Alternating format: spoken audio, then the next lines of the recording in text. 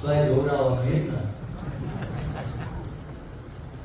કે માનો છો હું હોય નડતરે હશે, ભૂત ફરીતે હશે, કોઈનો વિરોધ ન કરતો હશે, મેલી વિદ્યા હશે, મોટ ચોટે હશે, હું ના નથી પાડતો. પણ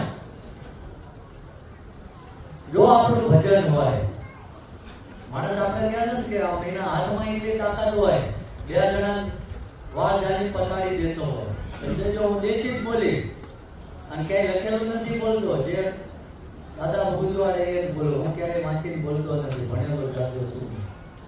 પણ એને અશક્તિ આવે તો એને બાવડું જાળીને દવાખાને લઈ જવો પડે છે ને. કેવી કોક પૂછે પછી આ તો ભાઈ ઘણ જેવો માણા હતો, અશક્તિ આવી છે એકલા 2 મહિને ખાટલા માટે.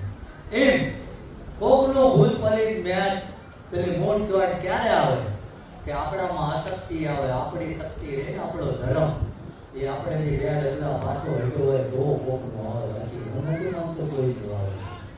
આ પ્રવૃત્તિ બજારમાં બનાવતી કોઈ આવે.